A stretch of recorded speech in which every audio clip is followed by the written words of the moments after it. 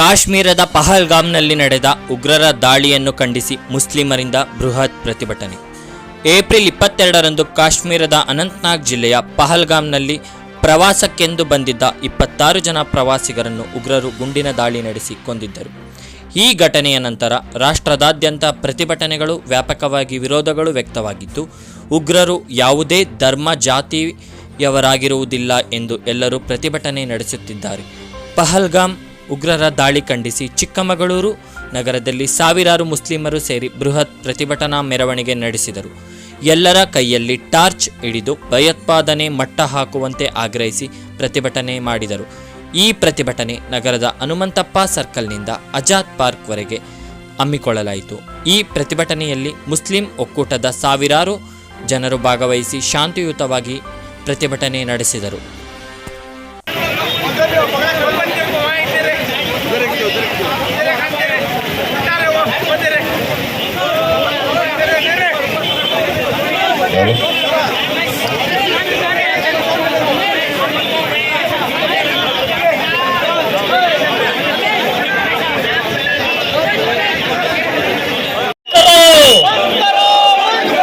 दहशतगर्दी को सजा दो।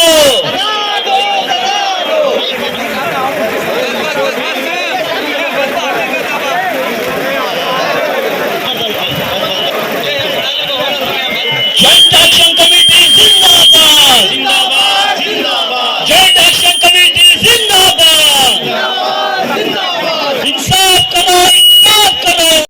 ಕಾಶ್ಮೀರದಲ್ಲಿ ಪಹಲ್ಗಾಮ್ನಲ್ಲಿ ನಡೆದಂತಹ ಭಯೋತ್ಪಾದಕ ದಾಳಿಯನ್ನು ನಾವು ತೀವ್ರವಾಗಿ ಖಂಡಿಸುತ್ತೇವೆ. ನಿಜಕ್ಕೂ ನಮ್ಮ ಕುಟುಂಬದವರನ್ನು ಕಳೆದುಕೊಂಡವರ ಆಕ್ರಂದನ ಕಣ್ಣಲ್ಲಿ ನೀರು ತರಿಸುತ್ತದೆ. ಉಗ್ರರ ದಾಳಿಯಲ್ಲಿ ಮೃತಪಟ್ಟವರ ಆತ್ಮಕ್ಕೆ ಭಗವಂತ ಶಾಂತಿ ಪ್ರಸ್ತಾಪಿಸಲಿ ಹಾಗೂ ಕುಟುಂಬಸ್ಥರಿಗೆ ದೇವರು ದುಃಖ ಭರಿಸುವಂತಹ ಶಕ್ತಿಯನ್ನು ನೀಡಲಿ. ದಯವಿಟ್ಟು ಇಲ್ಲಿ ಆಗಮಿಸಿರುವಂತಹ ನಮ್ಮ ಈ ನಗರದ ದೀನಿ ಪ್ರೇಮಿಗಳು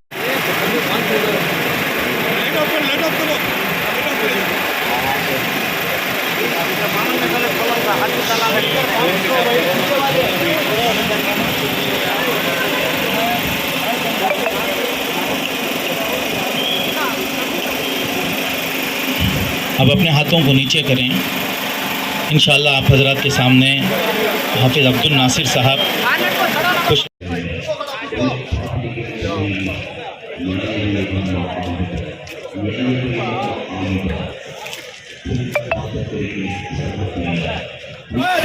बस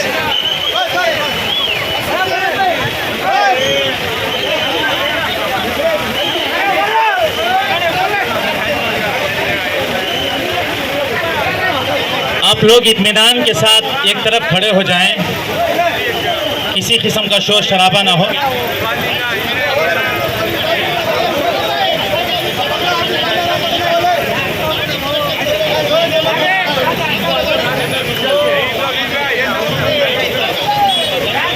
एक तरफ